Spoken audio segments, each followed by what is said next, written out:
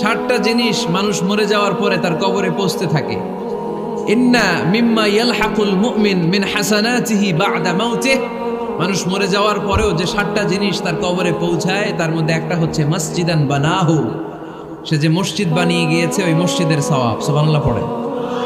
আপনি টাকা দিয়ে মসজিদ বানিয়ে দিলেন, ওই মসজিদে মুসল্লিরা নামাজ পড়ে, রোজাদাররা এসে ওখানে ইফতার খায়, তাহাজ্জুদ আদায়কারীরা তাহাজ্জুদ পড়ে, তাদের সওয়াবের কমতি হবে না, কিন্তু তাদের সওয়াবের একটা পার্সেন্টেজ সওয়াব যে ব্যক্তি মসজিদ বানালো তার আমলনামায় আল্লাহ ঢুকিয়ে দেয়। সুবহানাল্লাহ বলতে পারলেন না? হে নামাজি আমার ঘরে নামাজ পড়ো আজ, দিল মে তোমার চরণ তলে হৃদয় যায় নামাজ। হে নামাজি আমার ঘরে নামাজ পড়ো আজ, দিল মে তোমার চরণ তলে হৃদয় যায় নামাজ। পড়েন আল্লাহু আকবার। কি সুন্দর লিখেছেন কাজী নজরুল ইসলাম। কাজী নজরুল ইসলাম খুব সুন্দর করে বলেছেন, মসজিদেরই পাশে আমায় কবর দিও ভাই, ঠিক কিনা? মসজিদেরই পাশে আমায় কবর দিও ভাই, যেন গোরে হতে মুয়াজ্জিনের আযান শুনতে পাই। আমার গোরের পাশে দিয়ে ভাই নামাজিরা যাবে, পবিত্র সেই পায়ের ধ্বনি এ বান্দা শুনতে পাবে। গোরা যাব হতে গুনাহগার পাইবে রেহাই, মসজিদেরই পাশে আমায় কবর দিও ভাই। কত মানুষ নামাজি ভাই মসজিদাঙ্গিহীনাতে,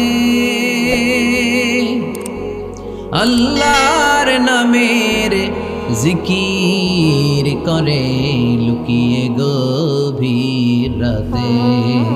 আমি তাদের সাথে ওই আল্লাহর নাম জপতে চাই, আল্লাহর নাম জপতে চাই। পড়েন সবাই। মসজিদেরই পাশে আমায় কবর দিও ভাই, যেন গোরে হতেও মুয়াজ্জিনের আযান শুনতে পাই। চিল্লায় পড়তে হবে আমিন। কি দরদ ছিল আমাদের জাতীয় কবি কাজী নজরুল ইসলামের। মসজিদের পাশে আল্লাহ তুমি আমার কবর দিও। আল্লাহ এই দোয়াটা কবুল করে নিয়েছে, ঠিক কিনা? ওনার কবরের পাশে মসজিদ আছে না নাই? আছে। এজন্য মসজিদের সাথে সম্পর্ক জুড়ে দেওয়া এটা ইমানদারের আলামত, আর মসজিদকে ঘৃণা করা এটা মুনাফিকের আলামত। এজন্য আমরা যেন আমাদের হৃদয়টাকে মসজিদের সাথে জুড়ে দেই, মসজিদের সাথে যেন সুসম্পর্ক থাকে। মসজিদ সবার, মসজিদ নিয়ে দলাদলি নাই। দলাদলি আছে অনেক জায়গায়, হানাফি মসজিদ, আহলে হাদিস মসজিদ, এরকম আমরা দেখি বা শুনি, এটা ঠিক না। হানাফি মসজিদ বলে কোনো কথা নাই, আহলে হাদিস মসজিদ বলে কোনো কথা নেই। মসজিদ সবার। ছোট্ট খাট্ট বিষয় নিয়ে মসজিদে মারামারি, একজন হাত তোলে আরেকজন তোলে না, কিলাকিলি আছে না নাই? একজন বলে জোরে আমিন, আরেকজন আস্তে আমিন, মারামারি আছে না নাই? এগুলো কি মারামারি করার কোনো বিষয়? কথা বলেন। সালাতে ফরজ আছে, ওয়াজিব আছে, সুন্নাহ আছে। খেয়াল করে বুঝবেন, ফরজ যদি নষ্ট হয় সালাত ভঙ্গ হয়, you have to repeat your সালাত। ওয়াজিব নষ্ট হলে সালাত ভঙ্গ হয় না, নতুন করে পড়া লাগে না, সেজদায় সাহু দিলেই সালাত আদায় হয়ে যায়। আর সুন্নাহ নষ্ট হলে নামাজ নষ্টও হয় না, নতুন করে পড়াও লাগে না, সৌ সেজদাও লাগে না, নামাজ আদায় হয়ে যায় সুন্নাহ নষ্ট হলে। এই যে হাত তোলা না তোলা এটা সুন্নাহ, আমিন জোরে বলা না বলা এটা কি সুন্নাহ, যেটা কোনো কারণে কেউ না করলেও তার নামাজ কবুল করে নিবে কে? আর এই সব সুন্নত লই আমগো দেশে গিলাগিলি। মৌলভীবাজারে মাশাআল্লাহ এগুলা নাই, এখানেও আছে। এগুলার অবসান ঘটুক, আমরা চাই কি চাই না? আর কত এই ছোটখাটো বিষয় নিয়ে আমরা এই বিভেদের প্রাচীর আর দেয়ালকে উঁচু করব আমাদের মাঝখানে? কবে আমরা ঐক্যের সিন্ডিকেট করব? কবে? আর কবে সাদা মনের মানুষ হব? কবে? আর কত? অনেক হয়েছে, আর না, এবার থামেন। বিভেদের প্রাচীরকে ভেঙে চুড়িয়ে দেন। ঐক্যের এমন সিন্ডিকেট গড়তে হবে যাতে কোনো অপশক্তি এই ঐক্যকে ভাঙতে না পারে, বানচাল করতে না পারে। চিল্লায় বলেন ঠিক কিনা? এই জন্য মিউচুয়াল রেসপেক্টের দরকার, পারস্পরিক শ্রদ্ধাবোধ সব ক্ষেত্রে, রাজনীতিতে, সামাজিক অ্যাক্টিভিটিসে আমাদের আলেম ওলামাদের মধ্যে পারস্পরিক শ্রদ্ধাবোধের দরকার। মিউচুয়াল রেসপেক্ট, কেউ কাউরে রেসপেক্ট করে না। আমি যেটা বুঝছি এটাই সব, বাকি সব হারাম, এরকম বলে না অনেকে? এরকম যেন না করি। তাহলে মসজিদ সবার, মসজিদ আল্লাহর হাবিব সাল্লাল্লাহু আলাইহি ওয়াসাল্লাম খ্রিস্টানদেরকে মসজিদে ঢুকতে দিয়েছেন, আর আমরা মুসলমান ভাইয়ের জন্য মসজিদে তালা ঝুলাই দেই। আছে না নাই? আল্লাহর হাবিব সাল্লাল্লাহু আলাইহি ওয়াসাল্লাম কোথাও গেলেই প্রথমে মসজিদ বানাতেন। কি বানাতেন? মসজিদ বানাতেন। মক্কা থেকে হিজরত করে মদিনায় আসলেন, কোবায় থাকলেন কয়েক সপ্তাহ। কোবা পল্লীতে তিনি মসজিদ বানালেন, মসজিদ কোবা। ওখানে প্রতি শনিবার কেউ যদি ওযু করে ওখানে যে 2 রাকাত নামাজ পড়ে, একটা কবুল উমরার সওয়াব আল্লাহ তাআলা তার আমলনামায় দিয়ে দেয়। মসজিদে কোবা বানালেন। তারপরে মদিনায় এসে মসজিদে নববী বানালেন আল্লাহর হাবিব সাল্লাল্লাহু আলাইহি ওয়াসাল্লাম, মসজিদে নববী। এটা ছিল আল্লাহ রাসূল সাল্লাল্লাহু আলাইহি ওয়াসাল্লামের বৈশিষ্ট্য। কোথাও গেলেই তিনি মসজিদ বানাতেন, মসজিদে নববী। হায় রে, এখন তো কত সুন্দর মসজিদ আমরা দেখি, আমরা যে সালাত পড়ি। আল্লাহর হাবিব সাল্লাল্লাহু আলাইহি সাল্লামের সময় মসজিদে নববী কি এরকম ছিল? কথা বলেন। ফ্লোর ছিল বালুর ফ্লোর। কিসের ফ্লোর? আমাদের মসজিদের ফ্লোর কিসের? টাইলস। আর আল্লাহ রাসূল সাল্লাল্লাহু আলাইহি ওয়াসাল্লামের মসজিদে নববীর ফ্লোর কিসের? কথা বলে না তো। আওয়াজ করে উত্তর দেন না কেন? কষ্ট হচ্ছে? দুপুরে খাইছেন না সবাই? কেন খান নাই কেন? রোজা রাখছিলেন? হ্যাঁ, ফজর বাদে আইছি। আচ্ছা ঠিক আছে, ঠিক আছে। আচ্ছা আচ্ছা, সাউন্ড নাই, কথা শোনা যায় না? তো এটা শুনলা কেমনে? জিজ্ঞেস করলাম কথা শোনা যায় না, কয় না। তো এটা শুনলা কি করে? মানে অল্প শোনা যায়, তাই তো? একটু পরে আমার বিদায় ঘন্টা বাজবে, আমি চলে যাব। তোমরা ডিস্টার্ব করতে করতে আমার সময় শেষ। তোমরা ডিস্টার্ব করলে তোমাদের লস। আমি আমার টাইমের 1 মিনিটে বেশি যেতে পারবো না, কারণ এখানে আসরের সালাতের আজান শুরু হয়ে যাবে, এরপরে কোনো কথা নেই। আর বক্তব্য লম্বা করা এটা বেদাত। এই বেদাতকে আমি সুন্নাতের মধ্যে আনতে চাচ্ছি। একটা সময়ে একেবারে কমায় নিয়ে আসবো। এত প্রোগ্রামও আমি করতে চাই না। আমি ঘোষণা দিয়েছি আগামী বছরে সারা বাংলাদেশে আমার প্রোগ্রাম হবে 50টা। কয়টা? 50টা। এরপরের বছর 30টা, এরপরের বছর 20টা। বিভাগীয় প্রোগ্রাম করলেই চলবে আমার। এক এক বিভাগে যে 2 দিন 3 দিন খালাস। এত দরকার নেই, এত লম্বা চূড়ার বক্তব্যের দরকার নেই। আধা ঘন্টা চুপ করে শুনেন, কয়েকটা মেসেজ ড্রপ করি, take it with you to your home, then practice and apply in the society. নিয়ে যান, আমল করেন, সমাজে কাজে লাগান। সমাজটা আলোকিত করে দিবে কে? খুতাবুকুম তাবিলা সালাওয়াতুকুম কাসীরা। আল্লাহর হাবিব সাল্লাল্লাহু আলাইহি ওয়াসাল্লাম বললেন, কিয়ামতের একটা আলামত, কিয়ামতের আগে তোমাদের বক্তব্য হয়ে যাবে লম্বা, সালাত হয়ে যাবে খাটো। সালাতের পরে তাসবিহ পড়তে চায় না লোকজন, ব্যস্ত, মহা ব্যস্ত, সুপার বিজি। কোত্থেকে আসলে এই ব্যস্ততা? আপনি রবের সাথে মুনাজাত, না যাই ইউনাজি মুনাজাত, আপনার রবের সাথে একাকী নীরবে কথা বলতে মনে চায় না আপনার? এত তাড়াহুড়ো কিসের? ধীর স্থির হন, একটু স্থির হন, একটু মনোদৈহিক প্রশান্তি অর্জনের চেষ্টা করেন। সব সময় ব্যস্ত, ধাক্কাধাক্কি, উচ্ছৃঙ্খলা, এগুলো আমাদেরকে শেষ করে দিয়েছে। এজন্য লম্বা চোরা বক্তব্য ঠিক না। বক্তব্য শুনতে আমাদের ভালো লাগে, আমল করতে ভালো লাগে না। বক্তব্যটা শেষেই সিগারেট ধরায়, আছে না নাই? মাহফিল শেষেই বিড়ি ধরায়, কয় চমৎকার ওয়াজ করছে হুজুরে। ওয়াজটা সেরকম হয়েছে, অনেক কণ্ঠ সুন্দর হুজুরের। এতদিন ইউটিউবে দেখছি, আজকে সরাসরি দেখাইছি। আছে না নাই? তো কি লাভ হয়েছে? লাভটা হয়েছে কি? এই যে মাহফিল শেষে বিড়িটা ধরাইলেন আর গেলেন, কোনো লাভ হয় নাই। এগুলো থেকে বেরিয়ে আসতে হবে। বছরের পর বছর আমাদেরকে শেখানো হয়েছে একভাবে। কেউ এই পরিবর্তনের আওয়াজ তোলে নাই। আওয়াজ আপনাকে তুলতে হবে। আওয়াজ তোলার জন্য এত মানুষ লাগে না, আপনি একাই যথেষ্ট। আপনি দাঁড়ান না সামনে, দেখবেন আপনার সামনে কেউ টিকে থাকতে পারবে না, ঠিক কিনা? কিন্তু আপনার শক্ত সিদ্ধান্ত লাগবে, পরিবর্তনের জন্য শক্ত মানসিকতা লাগবে, যে আমি পরিবর্তন করতে চাই। We have to change. যুগ জামানা পাল্টে দিতে চাই না অনেকজন। এক মানুষই আনতে পারে জাতির জাগরণ। এক মানুষই বিপদকালে বাঁচায় কাফেলায়, ক্ষুদ্র ডিঙ্গি বাঁচায় জাহাজ অসীম দরিয়ায়। এজন্য আপনার শক্ত সিদ্ধান্ত পারে আপনার মৌলভীবাজারটাকে দেশের শ্রেষ্ঠ জেলা, শ্রেষ্ঠ থানা হিসেবে আল্লাহর কাছে কবুল করতে, ঠিক কি না? এই জন্য লম্বা চূড়া আলোচনা ঠিক না। ছোটখাটো অল্প কয়েকটা মেসেজ নিয়ে যেতে পারলেই that's enough. One of the minor sign before the day of judgment, your Islamic lectures will be very longer and your salah 5 times a day will be shorter. কিয়ামতের আগে বক্তব্য লম্বা, নামাজ খাটো, তাসবিহ পড়ে না, ব্যস্ত, মহাব্যস্ত। এই মহাব্যস্ততা ছাড়েন, কোরআন সুন্নাহর দিকে ফিরে আসেন। বরকত দিবে কে? বিশ্বনবীর মসজিদে নববীর ফ্লোর বালুর ফ্লোর ছিল, আমাদের ফ্লোর টাইলস। আল্লাহর হাবিব সাল্লাল্লাহু আলাইহি ওয়াসাল্লামের মসজিদে বালি নিচে, এই বালিতেই নামাজ পড়তেন। বৃষ্টি হলে কাদামাটি হয়ে যেত, কাদামাটিতেই সেজদা করতেন। সেজদা করলে কাদার মাটি আল্লাহর হাবিব সাল্লাল্লাহু আলাইহি ওয়াসাল্লামের নাকে আর কপালে লেগে যেত। তিনি সালাম ফিরিয়ে সাহাবাদের দিকে মুখ ফিরিয়ে বসলে দেখতেন প্রতিটা সাহাবীর নাকে আর কপালে কাদার মাটি মিশে আছে। তার মানে প্রিয় নবী সাল্লাল্লাহু আলাইহি ওয়াসাল্লামের মসজিদে নববী ছিল কাঁচা, কিন্তু মুসল্লি ছিল পাকা। আমাদের মসজিদগুলা হয়েছে পাকা, কিন্তু মুসল্লি কাঁচা, ঠিক কি না? ফজরের সালাতে মানুষ নাই। ইমাম সাহেব আছেন কে কে এলাকায়? দেখি ইমাম, মসজিদের ইমাম, মাশাআল্লাহ। আপনাদের এইখানে ওই মসজিদে ফজরের নামাজে কয় কাতার হয়? 5 জন 6 জন? কেনে এত কম? কেনে?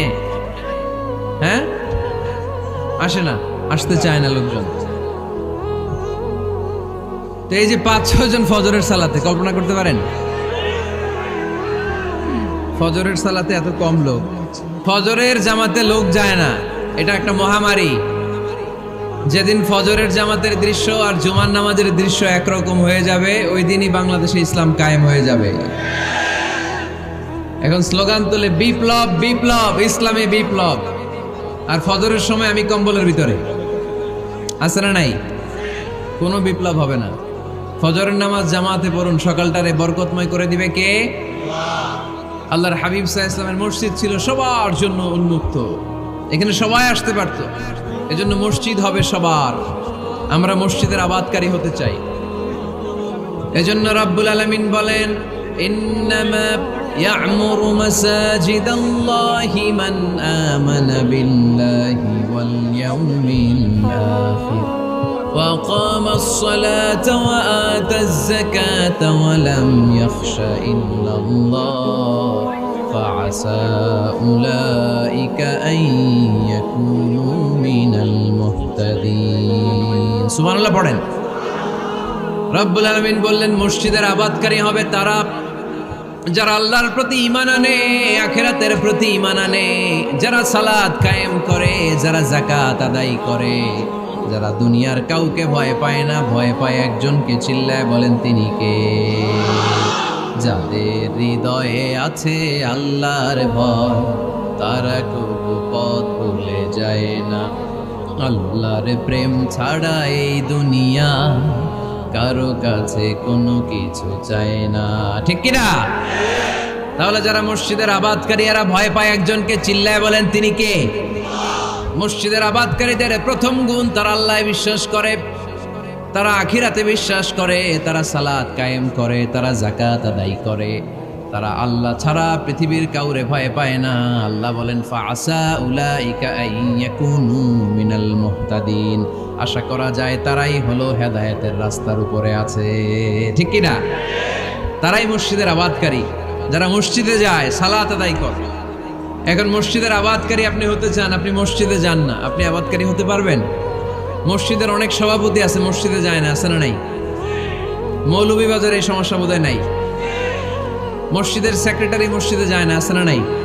তাহলে হইলো, এটা হইলো, এটা মেনে নেওয়া যায়? এজন্য সভাপতি সাহেবরা, আপনি কষ্ট করে মসজিদ বানিয়েছেন, মসজিদে যাবেন। সভাপতি সাহেব আপনি মসজিদে যাবেন, সেক্রেটারি সাহেব আপনি মসজিদে যাবেন, তাহলে আপনি সঠিক মসজিদের আবাদকারী হবেন, ঠিক কিনা? আমরা মসজিদের আবাদকারী হতে চাই ইনশাআল্লাহ। পড়েন উমরানুল মাসাজিদ। মসজিদের আবাদ কি করে করতে হয়? মসজিদ আবাদ করার 1 নাম্বার মাধ্যম হচ্ছে মসজিদ নির্মাণ করা। কি করা?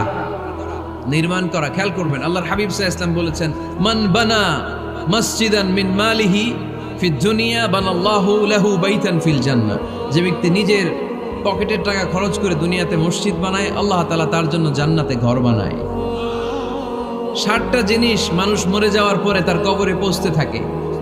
ইন্না মিম্মা ইয়ালহাকুল মুমিন মিন হাসানাতিহি বা'দা মাউতিহি, মানুষ মরে যাওয়ার পরেও যে 60টা জিনিস তার কবরে পৌঁছায় তার মধ্যে একটা হচ্ছে মসজিদান বানাহু, সে যে মসজিদ বানিয়ে গিয়েছে ওই মসজিদের সওয়াব। সুবহানাল্লাহ পড়েন। আপনি টাকা দিয়ে মসজিদ বানিয়ে দিলেন, ওই মসজিদে মুসল্লিরা নামাজ পড়ে, রোজাদাররা এসে ওখানে ইফতার খায়, তাহাজ্জুদ আদায়কারীরা তাহাজ্জুদ পড়ে, তাদের সওয়াবের কমতি হবে না, কিন্তু তাদের সওয়াবের একটা পার্সেন্টেজ সওয়াব যে ব্যক্তি মসজিদ বানালো তার আমলনামায় আল্লাহ ঢুকিয়ে দেয়। এজন্য বেশি বেশি মসজিদ বানাতে রাজি আছেন তো? তাহলে মসজিদ আবাদ করার প্রথম মাধ্যম হচ্ছে মসজিদ বানানো। 2 নাম্বার মাধ্যম হচ্ছে মসজিদে যে জামাতে সালাত আদায় করা। জামাতে সালাতুল জামাআ তাফদুলু সালাতাল ফাযযি বি27 দারাজা। ঘরে নামাজ পড়লে একা একা পড়লে যেই সওয়াব, জামাতে পড়লে 27 গুণ বেশি সওয়াব। সুবহানাল্লাহ বলতে পারলেন না? হে নামাজি আমার ঘরে নামাজ পড়ো আজ, দিল মে তোমার চরণ তলে হৃদয় যায় নামাজ। হে নামাজি আমার ঘরে নামাজ পড়ো আজ, দিল মে তোমার চরণ তলে হৃদয় যায় নামাজ। পড়েন আল্লাহু আকবার। কি সুন্দর লিখেছেন কাজী নজরুল ইসলাম। মসজিদ কেমন যেন মসজিদ তার নিজের ভাষায় আল্লাহর কাছে কেঁদে কেঁদে ফরিয়াদ জানায়, আল্লাহ নামাজিরা আমার ঘরে আসে না, কি সুন্দর টাইলস, কি সুন্দর মুসল্লা, কি সুন্দর এয়ার কন্ডিশন সব আছে, কিন্তু মুসল্লি নাই, ঠিক কিনা? মসজিদগুলো আল্লাহর কাছে ফরিয়াদ জানায়। এজন্য আমরা যেন মসজিদমুখী হই। কি মুখী? আওয়াজ করে বলতে হবে, কি মুখী? মসজিদমুখী। তাহলে মসজিদ আবাদের 1 নাম্বার পদ্ধতি মসজিদ বানানো। 2 নাম্বার মসজিদে বেশি বেশি যে জামাতে সালাত আদায় করা। 3 নাম্বারে মসজিদের সাথে সম্পর্ক জুড়ে দেওয়া, হৃদয়টা যেন সবসময় মসজিদের সাথে লেগে থাকে। আল্লাহর হাবিব সাল্লাল্লাহু আলাইহি ওয়াসাল্লাম বললেন, সাবআতুন ইউযিল্লুহুমুল্লাহু ফি যিল্লিহি ইয়াওমা লা যিল্লা ইল্লা যিল্লু। 7 শ্রেণীর ব্যক্তিকে আল্লাহ তাআলা কিয়ামতের দিন আরশের নিচে ছায়া দিবে, যেদিন আল্লাহর আরশের ছায়া ছাড়া কোনো ছায়া পৃথিবীতে থাকবে না। সেই দিনটা কি এই দিনের মতো? কিয়ামতের দিনটা আজকের এই দিনের মতো হবে? 50,000 বছর হবে। এটা লেন্থ, এটা ডিউরেশন। কাআন সাফসাফা লা তারা ফিহা ইওয়াজা ওয়ালা আমতা, লেভেল প্লেইং ফিল্ড, তামার জমিন। একটু কল্পনা করেন তো ওই দিনটা কত ভয়ঙ্কর। বাবা ছেলেরে চিনবে না ওই দিন, ছেলে বাবারে চিনবে না, স্ত্রী স্বামীকে চিনবে না, স্বামী স্ত্রীকে চিনবে না, পীর সাহেব মুরিদ চিনবে না, মুরিদ পীর সাহেবকে চিনবে না, নেতা কর্মীকে চিনবে না, কর্মী নেতাকে চিনবে না। হায় হায়, ইয়া নাফসি বলে কাঁদবে। সূর্যটা মাথার কাছে চলে আসবে, সূর্যের তাপে মাথার মগজগুলো গলে গলে নাকের ছিদ্র আর কানের ছিদ্র দিয়ে টপ টপ করে বেয়ে বেয়ে পড়বে। তৃষ্ণায় মানুষগুলো পাগল পাড়া, জিহ্বাটা বের হয়ে নাভি পর্যন্ত ঝুলতে থাকবে। সেদিন সবাই পাগলের মতো ছুটতে থাকবে, কোনো ছায়া নাই আল্লাহর আরশের ছায়া ছাড়া। আল্লাহর হাবিব বললেন, 7 শ্রেণীর ব্যক্তিকে আল্লাহ তাআলা আরশের নিচে ছায়া দিবেন। এর মধ্যে 1 শ্রেণীর ব্যক্তি রাজুলুন কলবুহু মুআল্লাকুন বিল মাসাজিদ, ওই ব্যক্তি যার হৃদয়টা সবসময় আল্লাহর মসজিদের সাথে লেগে থাকে। মসজিদের সাথে যার হৃদয় লেগে থাকে তাকে আরশের নিচে ছায়া দিবে কে? এজন্য মসজিদের সাথে যেন আমাদের হৃদয়গুলো লেগে থাকে। অনেকেই দেখবেন এত ভালো নামাজে, জোহর পরে টেনশন করে আসরটা কই পড়বো, আসর পরে চিন্তা করে মাগরিবের সময় আমি কোথায় থাকবো, মাগরিবের সময় টেনশন, ইস এশাটা হয়ে গেলেই তো শেষ। এরকম লোক আছে না নাই? এদেরকে সেই কঠিন ভয়াবহ দিনে আরশের নিচে ছায়া দিবে কে? তারপরে মসজিদ আমাদের 4 নাম্বার পদ্ধতি, মসজিদকে পরিচ্ছন্ন রাখা, মসজিদকে ঝাড়ু দেয়া। মসজিদকে যারা পরিষ্কার করে তাদের হৃদয়ের যন্ত্রণা দূর করে দেয় কে? সাইয়েদনা ইব্রাহিম আলাইহিস সালাম এবং ইসমাঈল আলাইহিস সালামকে আল্লাহ তাআলা আদেশ করেছেন, তাহহিরা বাইতিয়া লিত-তাইফিনা ওয়াল আকিফিনা ওয়ার রুকআই সুজুদ। হে ইব্রাহিম, ইসমাঈল, বাপ বেটা দুইজন মিলে মসজিদ ঝাড়ু দাও। কি ঝাড়ু দাও? মসজিদেরি ঝাড়ু বড়দার ও কমারে হাত শোনো আমারে মুনাজাত। পড়েন, শোনো শোনো ইয়া ইলাহি আমারে মুনাজাত, শোনো আমারে দরবারে মুনাজাত। পড়েন আমিন। মসজিদ ঝাড়ু দেওয়া মসজিদ আমাদের অন্তর্ভুক্ত। আপনারা কেউ কোনোদিন মসজিদ ঝাড়ু দিয়েছেন নাকি? কে কে দিয়েছেন দেখি? সবাই সবাই মসজিদের খাদেম, মাশাআল্লাহ। আমিও দিছি মসজিদ ঝাড়ু, অনেক দিছি, মাশাআল্লাহ। আল্লাহ তুমি কবুল করো। যাদের হৃদয়ে বড় জ্বালা, ফ্যামিলিতে সুখ নাই, শান্তি নাই, তারা হৃদয়ে প্রশান্তি আনতে চাইলে এতিমখানায় যাবেন, এতিমের মাথায় হাত বুলিয়ে দিবেন, এতিমের মুখে খাবার তুলে দিবেন। আপনার হৃদয়টারে নরম করে দিবে কে? আল্লাহর ঘর মসজিদে যাবেন, নিজ হাতে মসজিদটারে একটু পরিষ্কার করে দিবেন, আপনার জীবনটারে উজালা করে দিবে কে? তাহলে এগুলো করার মাধ্যমে আমরা মসজিদের আবাদ করতে চাই। আমরা মসজিদের আবাদকারী হতে চাই কি চাই না? আল্লাহর ঘর মসজিদ আবাদ করার মতো শ্রেষ্ঠ কাজ পৃথিবীতে হতে পারে না। এই মসজিদের কিছু আদব আছে, আল্লাহ রাসূল সাল্লাল্লাহু আলাইহি ওয়াসাল্লাম বলেছেন এই আদবগুলো মেনটেন করে যেন আল্লাহর ঘর মসজিদের সাথে আমরা ব্যবহার করি। মসজিদের 1 নম্বর আদব হচ্ছে মসজিদে ওযুর সাথে প্রবেশ করা। কিসের সাথে? ওযু করে পরিচ্ছন্ন হয়ে মসজিদে প্রবেশ করা। এজন্য অপবিত্র অবস্থায় গোসল ফরজ, এরকম অবস্থায় মসজিদে ঢোকা যাবে? কথা বলেন, ঢোকা যায়? যেই নারীদের মাসিক চলতেছে, মেনস্ট্রুয়েশনাল পিরিয়ড চলতেছে, ওই নারীদের পক্ষে মসজিদে ঢোকা জায়েজ আছে? নাই। তাহলে এটা হলো 1 নম্বর আদব। মসজিদে ঢোকার সময় কি করে ঢুকবো? ওযু করে। আওয়াজ করে বলেন, কি করে ঢুকবো? ওযু করে। 2 নম্বর আদব হচ্ছে মসজিদে যাওয়ার সময় সবচেয়ে ভালো জামাটা পরে যাব, সবচেয়ে ভালো পাঞ্জাবিটা পরে যাব। জান তো আপনারা? না সবচেয়ে সিরাটা পরে যান?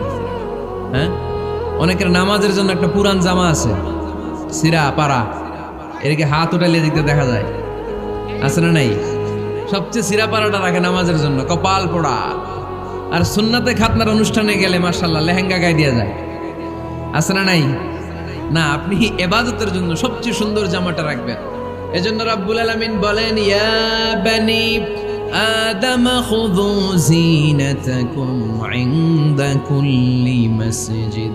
ও বনি আদম, তুমি যখন আল্লাহর ঘর মসজিদে ঢুকবা, ও বনি আদম, তুমি যখন নামাজের মুসল্লায় দাঁড়াবা, তোমার সবচাইতে দামি, সবচাইতে সুন্দর জামাটা গায়ে দিয়ে তুমি নামাজে দাঁড়াও। ঠিক কি না? তাহলে এখন মসজিদে যাওয়ার সময় কি গায়ে দিয়ে যাবেন বলেন? খিতা করবাইন? হ্যাঁ, মাশাআল্লাহ। হ্যাঁ, সবচেয়ে ভালো কাপড়টা আয়রন করে পারফিউম মেখে তারপরে আমরা যাব। রাজি আছেন তো? 3 নম্বর আদব হচ্ছে মসজিদে ঢোকার সময় বাম পা দিয়ে ঢুকতে হয়।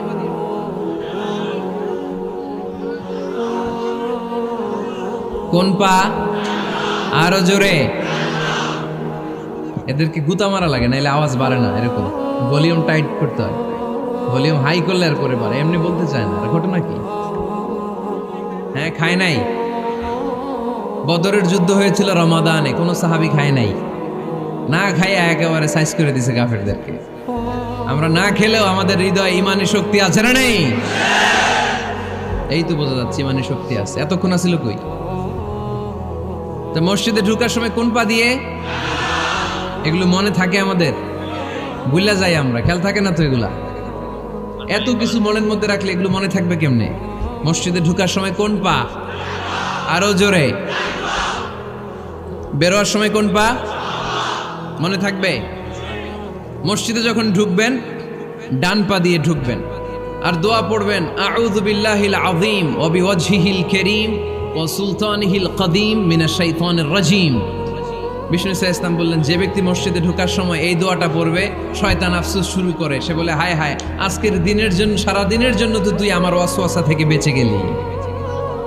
আজকের সারা দিনের জন্য তোরে আমি হারালাম, আজকের সারাটা দিন আল্লাহর পক্ষ থেকে প্রোটেকশন নিয়ে তুই বেঁচে গেলি। আজকের জন্য যা, কালকে তোরে আমি ধরবো। এজন্য এই দোয়াটা পড়ার দরকার আছে না? আউযু বিল্লাহিল আযীম ওয়া বিওয়াজহিল কারীম ওয়া সুলতানিহিল কদীম মিনাশ শাইতানির রাজীম। 4টা বাক্যের দোয়া। মুখস্থ করতে কষ্ট হলে যে ইউটিউবে চলে যাবে আজকেই, ওখান থেকে শুনে আপনারা মুখস্থ করে নেবেন, এই দোয়াটা পড়বেন। তাহলে ওই দিনের জন্য শয়তানের ওয়াসওয়াসা, টেম্পটেশন, প্রভোকেশন থেকে আপনি আল্লাহ তাআলার প্রোটেকশনে চলে গেলেন। সুবহানাল্লাহ পড়েন। তারপর আল্লাহর হাবিব বললেন, ঢোকার আগে আমারে সালাম দাও। পড়বেন, আসসালামু আলাইকা আইয়ুহান নাবিয়্যু ওয়া রাহমাতুল্লাহি ওয়া বারাকাতুহু। এই দুইটা জিনিস যখন করে ফেললেন তখন ডান পা দিয়ে পড়বেন আল্লাহুম্মা আফতাহ লি আবওয়াবা রাহমাতিক, সুবহানাল্লাহ পড়েন। আল্লাহুম্মা আফতাহ লি, ও আল্লাহ আমার জন্য তুমি খুলে দাও আবওয়াবা রাহমাতিক, তোমার রহমতের দরজা। তার মানে মসজিদে ঢুকলে রহমত পাওয়া যায় কি যায় না? মসজিদে ঢুকলে পাওয়া যায় রহমত, মসজিদের বাইরে রহমতের কথা আল্লাহ বলে নাই, মসজিদের ভিতরে রহমত। কোথায় রহমত? কোথায়? মসজিদের ভিতরে রহমত আছে না? তার প্রমাণ মসজিদে ঢুকলেই শান্তি লাগে কেমন জানি, আর ঘুমে ধরে। মসজিদে ঘুমাইছেন কারা কারা দেখি? সবাই ঘুমাইছেন? আরে আমি কত ঘুমাইছি। জুমার নামাজের সময় যে কি ঘুম আসে, আসে আসে কমন পড়ছে, একেবারে কমন পড়ে গেছে। ঘুম আসে কারণ রহমত, রহমতের ঝিরি ঝিরি বাড়িধারা আল্লাহ তাআলা আরশের উপর থেকে নাজিল করতে থাকে। আর এই রহমতের কারণে হৃদয়টা প্রশান্ত হয়ে যায়, অনেকের ঘুমও চলে আসে, ঠিক কি না? এজন্য আল্লাহুম্মা আফতাহ লি আবওয়াবা রাহমাতিক, ও আল্লাহ তোমার রহমতের দরজাগুলো আমার জন্য খুলে দাও। এই দোয়া পড়লে রহমতের দরজা খুলে দেয় কে? আবার মসজিদ থেকে যখন বের হবেন তখন কোন পা দিয়ে? জোরে বলেন। বাম পা দিয়ে কি পড়বেন? আল্লাহুম্মা ইন্নী আসআলুকা মিন ফাদলিক, ও আল্লাহ তোমার কাছে আমি তোমার পক্ষ থেকে ফদল চাই, মানে রিজিক চাই। রিজিক দেওয়ার মালিক কে? তার মানে খুব সোজা সাপটা কথা হচ্ছে, মসজিদের ভিতরে পাওয়া যায় রহমত, আর বাইরে পাওয়া যায় ফদল বা রিজিক। বাইরে পাওয়া যায় কি? রিজিক। মসজিদের ভিতরে রিজিক আছে। তার মানে সারাদিন মসজিদে বসে থাকলে রিজিক মিলবে? নামাজের সময় নামাজ পড়তে হবে, কাজের সময় কাজ করতে হবে, এটাই হচ্ছে ইসলামের বিধান। নামাজের সময় নামাজ, কাজের সময়। আমি প্রশ্ন করবো, আওয়াজ করে উত্তর দেন। নামাজের সময়, কাজের সময়, নামাজের সময়, কাজের সময়, এটা মনে থাকবে। এজন্য আল্লাহ বললেন ফাইদা কুদিয়াতিস সালাতু ফান্তাশিরু ফিল আরদি ওয়াবতাগু মিন ফাদলিল্লাহ, যখন তোমাদের সালাত শেষ হয়ে যায় আল্লাহর রিজিক অন্বেষণের জন্য আল্লাহর জমিনে তোমরা ছড়িয়ে যাও। নামাজের সময় আসবেন, নামাজ শেষ বের হয়ে যান। ফান্তাশিরু ফিল আরদ, জমিনে ছড়িয়ে পড়ো। নামাজ শেষ চেয়ারম্যান সাহেব চলে যাবে ইউনিয়ন পরিষদের ভেতরে, ছাত্ররা চলে যাবে হাই স্কুলে, মেম্বার অফ দ্য পার্লামেন্ট চলে যাবে সংসদে, সেনাবাহিনীর লোকেরা চলে যাবে ক্যান্টনমেন্টে, ব্যবসায়ীরা চলে যাবে তাদের বাজারে, সিএনজি ওয়ালারা সিএনজি নিয়ে ব্যবসা শুরু করবে, রাস্তায় নেমে যাবে, চিল্লায় বলেন ঠিক কিনা? এটাই ইসলামের বিধান। নামাজের সময় নামাজ, কাজের সময়। আচ্ছা, তাহলে প্রথম সুন্নাত পেলাম, পবিত্র হয়ে ঢুকবো, ভালো জামা পরে ঢুকবো 2 নাম্বার। 3 নাম্বার, ঢুকার সময় কোন পা? বের হওয়ার সময়। 4 নাম্বার, মসজিদে ঢুকেই 2 রাকাত। মসজিদে ঢুকে কয় রাকাত পড়েন আপনারা? তাহিয়াতুল মসজিদ, মসজিদে আপনি ওয়েলকাম জানাবেন, ঢুকেই 2 রাকাত পড়বেন, ওযু করলেই 2 রাকাত। আল্লাহর হাবিব সাল্লাল্লাহু আলাইহি ওয়াসাল্লাম মসজিদে নববীতে জুমার খুতবা দিচ্ছেন। খুতবা চলাকালীন সময়ে এক সাহাবী এসে মসজিদের মধ্যে বসে পড়লেন। আল্লাহর হাবিব সাল্লাল্লাহু আলাইহি ওয়াসাল্লাম সাহাবীরে বললেন দাঁড়াও। সাহাবী দাঁড়ালেন। আল্লাহর নবী জিজ্ঞেস করলেন কেন বসে বললা, 2 রাকাত পড়ছো নাকি? সাহাবী বলে পড়ি নাই। বিশ্বনবী বললেন তাহলে তাড়াতাড়ি 2 রাকাত নামাজ পড়ে বসে যাও। সুবহানাল্লাহ পড়ে। 2 রাকাত পড়ো নাই তো পড়ো, দাঁড়াও, তারপরে বসো। দেখেন খুতবা চলাকালীন সময়ে আমাদের খতিবরা কখনো খুতবা থামায়? কথা বুঝেন নাই? জুমার খুতবা আপনারা শুনেন না? খুতবা চলতেছে, ওই মুহূর্তে ইমাম সাহেবরা কখনো খুতবা থামায়? মাঝখানে কোনো ঝামেলা হলে থামায় না। প্রথম খুতবা শেষ, বসে, তারপরে দ্বিতীয় খুতবা। খুতবার মাঝখানে কোনো থামাথামি নাই। কিন্তু আল্লাহর হাবিব সাল্লাল্লাহু আলাইহি সাল্লাম কেমন খতিব ছিলেন দেখেন। আল্লাহর হাবিব সাল্লাল্লাহু আলাইহি সাল্লামের খুতবা দেওয়ার স্টাইল এন্ড অ্যাটিটিউড এবং আমাদের খুতবা দেওয়ার স্টাইল এন্ড অ্যাটিটিউড, আল্লাহ রাসূল সাল্লাল্লাহু আলাইহি সাল্লামেরটা কত প্রাণবন্ত ছিল। আল্লাহ রাসূল সাল্লাল্লাহু আলাইহি সাল্লাম সোসাইটি ওরিয়েন্টেড একজন পার্সোনালিটি ছিলেন, সমাজের মানুষ কেন্দ্রিক, খুব সামাজিক ছিলেন আল্লাহ রাসূল সাল্লাল্লাহু আলাইহি সাল্লাম। তিনি দেখলেন একজন বসে পড়ছে, উনি খুতবা থামায় দিলেন। জুমার খুতবা থামায় বললেন এই নামাজ পড়ছো না, পড়ো 2 রাকাত পড়ো। আবার খুতবা শুরু করলেন। সুবহানাল্লাহ পড়বেন না? একবার তিনি খুতবা দিচ্ছেন, দেখলেন আল্লাহ রাসূল সাল্লাল্লাহু আলাইহি ওয়াসাল্লামের 2 জন নাতি হাসান আর হুসাইন রাদিয়াল্লাহু তাআলা আনহুমা, ছোট্ট মানুষ, কাতারের ভিতরে ঢুকে কোন সাহাবী টুপি টান দেয়, কারো পাগড়ি ধরে টান দেয়, একজন এদিকে দৌড় দেয়, আরেকজন ওদিকে দৌড় দেয়, মসজিদে একটা ডিস্টার্ব হচ্ছে। আল্লাহর হাবিব সাল্লাল্লাহু আলাইহি ওয়াসাল্লাম খুতবা থামিয়ে দিলেন, মিম্বার থেকে নেমে আসলেন, দুই নাতিকে দুই হাতে ধরলেন, ধরে আস্তে করে জান্নাতের এই দুই সর্দারকে নিয়ে মিম্বারের উপরে দাঁড়ালেন। এই হাতে এই নাতি, ওই হাতে আরেক নাতি। এরপর দাঁড়িয়ে দাঁড়িয়ে তিনি বাকি খুতবা দিলেন। পড়েন সুবহানাল্লাহ। কত প্রাণবন্ত খুতবা। উনিও খুতবা দিতেন, আমরাও খুতবা দেই।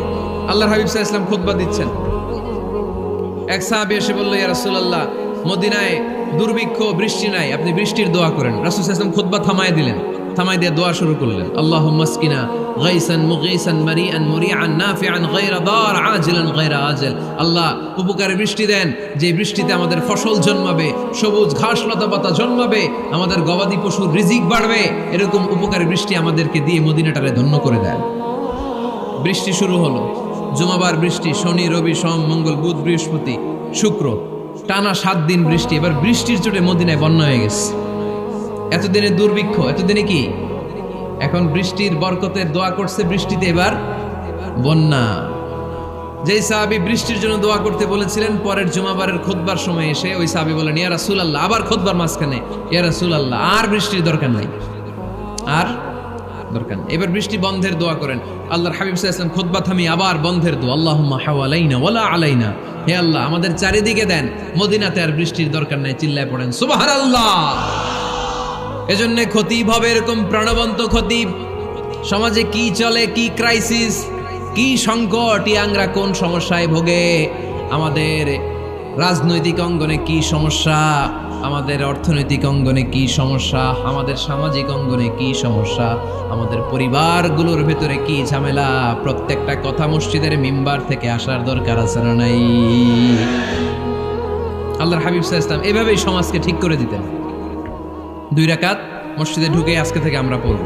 মসজিদে ঢুকলেই কয় রাকাত মনে থাকবে না ভুলে যাবেন? তারপরে আল্লাহর হাবিব সাল্লাল্লাহু আলাইহি ওয়াসাল্লাম বলেছেন, খবরদার কবরের উপর মসজিদ বানিও না।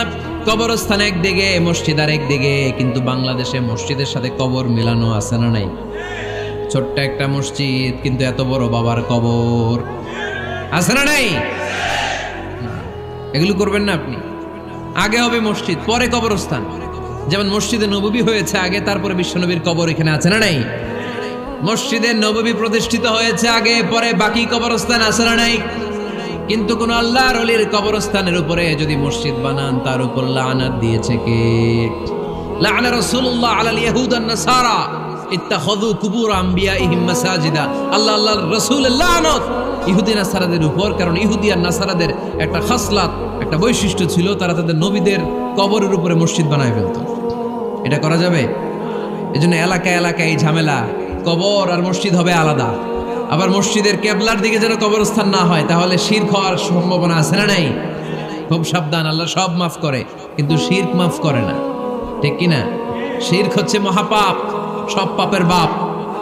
এজন্য আমরা সব করলেও শিরকের গুনাহ মুসলমান কখনো করতে পারে। এরপর আল্লাহর হাবিব বললেন, মসজিদকে পরিষ্কার পরিচ্ছন্ন রাখো, এটাও মসজিদের আদাব।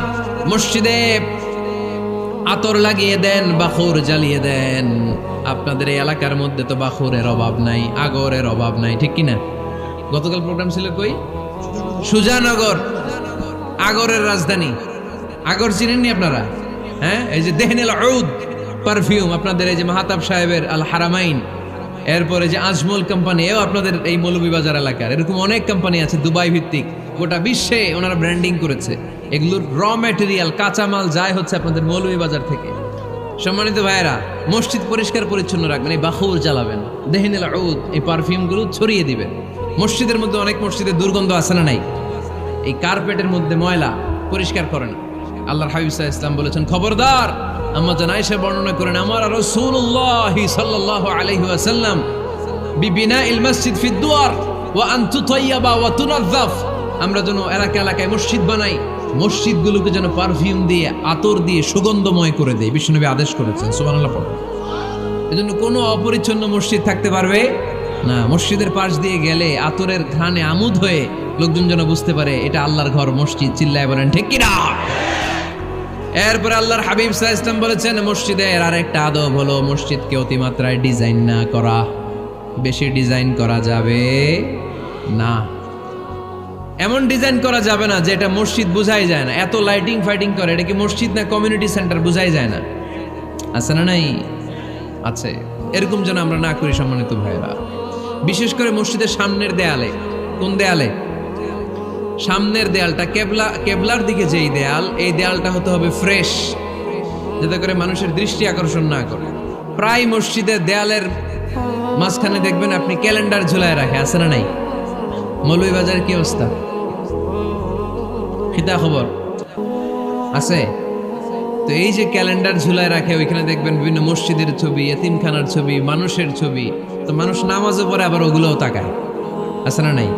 প্রথম কাতারে পরে ওইখানে কি লেখা, এগুলো পরে তার ডিস্টার্ব হচ্ছে না? এই মুসল্লির দৃষ্টি যাতে অন্যদিকে না যায়, এটা খেয়াল রাখতে হবে। যদি পারা যায় মসজিদের সামনে কোনো ঘড়ি টড়ি চলবে না, ঘড়ি মসজিদের পেছনের দেয়ালে, সময়সূচি পেছনের দেয়ালে, সব পেছনে। সময় কয়টা বাজে ওটা ইমাম দেখলেই চলবে, ইমাম এভাবে দেখে নিবে, আপনারাও দেখে নিবেন। কিন্তু সামনের দেয়ালটা যত সিম্পল করা যায়। আল্লাহর হাবিব সাল্লাল্লাহু আলাইহি ওয়াসাল্লাম নামাজ পড়া অবস্থায় সামনে এমন কিছু রাখতেন না যেটার দ্বারা আল্লাহর হাবিব সাল্লাল্লাহু আলাইহি ওয়াসাল্লামের সালাতে মনোযোগ অন্যদিকে চলে যায়। আমরা যখন সালাত পড়ি, যদি অন্যদিকে তাকাই, ফেরেশতার মাধ্যমে আল্লাহ একটা ডাক দেয়, বলে আকবিল, এই বান্দা ফিরে আয়, তোর নজর থাকা দরকার সেজদার জায়গায়, ফিরে আয়। আপনি আবার যখন অন্যদিকে তাকান, আল্লাহ বলে ফিরে আয়, সেজদার দিকে তাকা। আপনি আবার যখন ঘড়ির দিকে তাকান, আল্লাহ বলে আকবিল, ফিরে আয়, সেজদার দিকে তাকা।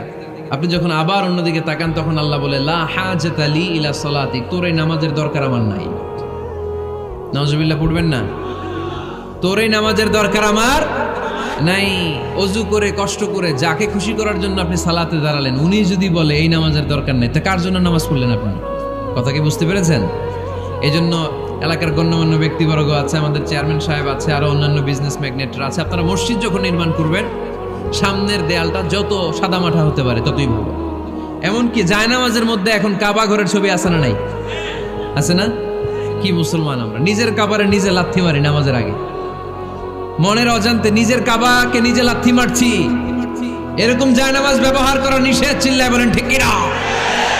সাদা ফ্রেশ জায়নামাজ বাজারজাত করেন, আপনাদের সিদ্ধান্তই ওনাদের ব্যবসা বয়কট হয়ে যাবে।